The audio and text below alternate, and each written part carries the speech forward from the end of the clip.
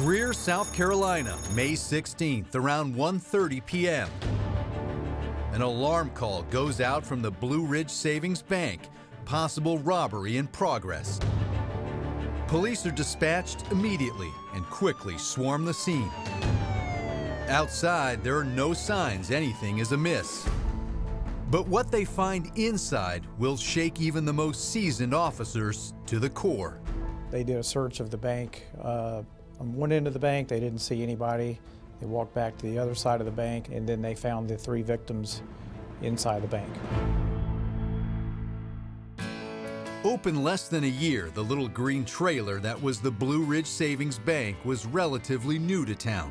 But its teller, Sylvia Holtzclaw, was an institution, a Greer native born and raised. She was the most kind-hearted, givingest person I've ever known. Loved the community, loved kids, loved what she does. Her friends would tell you that she would talk for hours. She just enjoyed being around people. I don't know of a better person than her. She was the kind of person who could cover someone else's shift at work, even if it meant not getting to spend time with her own family. We had plans that day, that afternoon, but she got a phone call mid-morning and was told that a person coming to relieve her so she could leave wasn't going to be able to be there. So she wasn't able to go. At the same time, across town, local teachers E.B. and Maggie Barnes were getting ready to head to the bank to move some money into their IRA account. E.B. had retired a short time before and at almost 62 years old was looking forward to the next phase of his life. Mr. Barnes had spent a lot of his career teaching at colleges, so he had a lot of former students that knew him. They had a lot of people that admired their family as well. 3 separate lives about to converge in the worst possible way. It's right around lunchtime when Sylvia gets the call to cover for a coworker. She couldn't leave, so went by and took her lunch to her.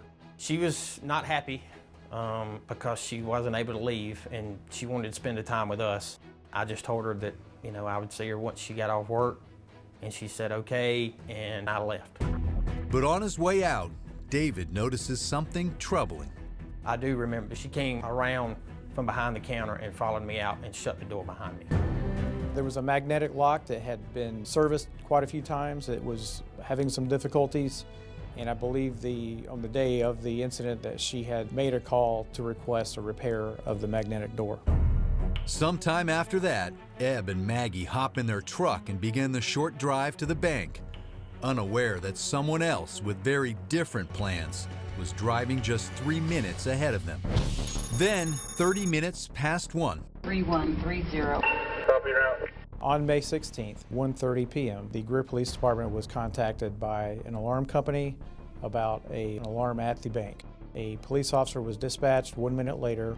Many of the alarms that we get, period, are false alarms or accidental activations of the alarm. So we had no idea exactly what we were looking at when we were responding to that alarm. But soon, it all becomes horrifically clear.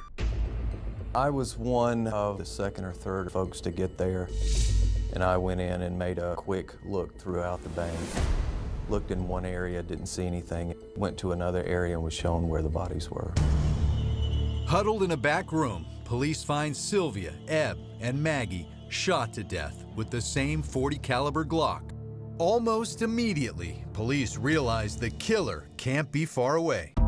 Apparently, the victims had just died, so it was just minutes before. At that time, they secured the crime scene, and we contacted the forensics divisions, and multiple law enforcement agencies came to assist. But police aren't quite sure what to make of the scene. Little money has been taken, and other than knowing the kind of gun that killed the victims, they find few clues. At the same time, news of Greer, South Carolina's first ever triple homicide spreads fast. I was standing in the middle of the mall when my phone rang. A good friend of mine called me.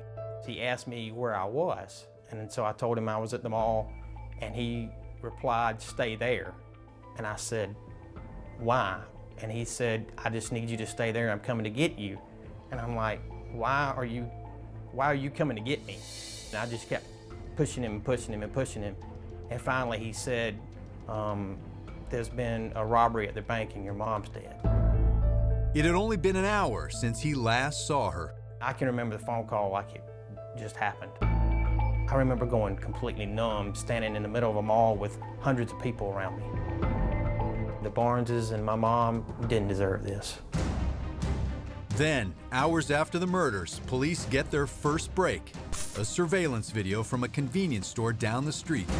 There was a red car that was seen approaching the bank at around 1:24 p.m.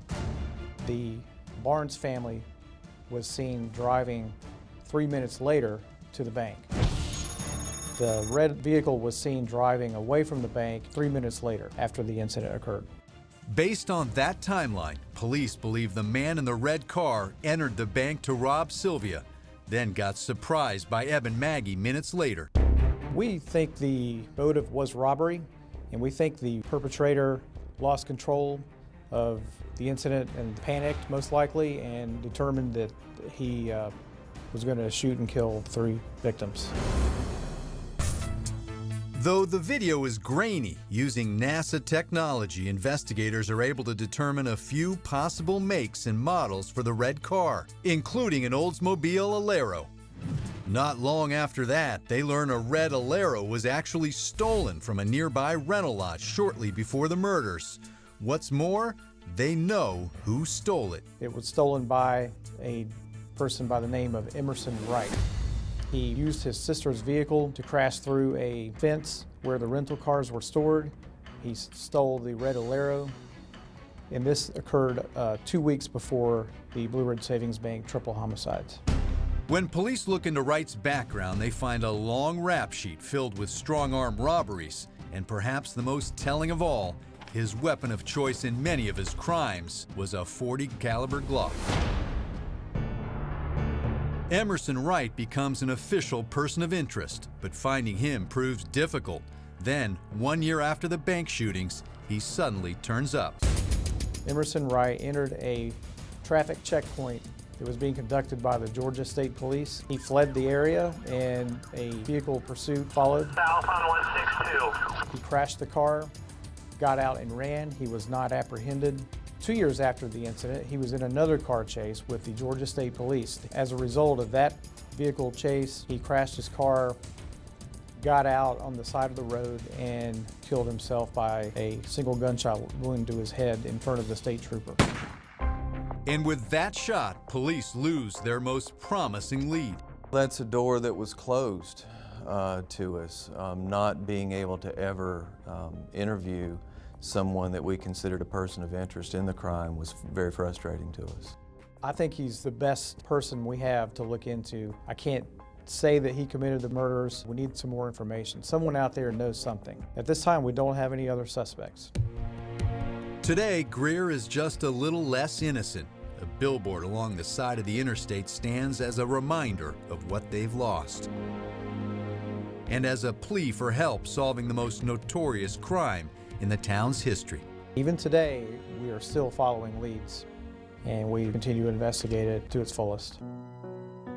If I could talk to my mom one more time, I would just let her know how much everybody misses her and just how much I love her. I wouldn't bring her back because I know she's in a much better place now than we are, but I wish I could talk to her one more time. Because when I left that bank, I had no idea that I would never get to see my mom on this earth again. Now, during the investigation, police did look into whether or not this tragic shooting was connected to a quadruple homicide that happened just months later and just 30 miles away at Superbike Motorsports. However, as of right now, they do not appear to be connected. To see more on that murder mystery, just go to our website crimewatchdaily.com or visit our Facebook page.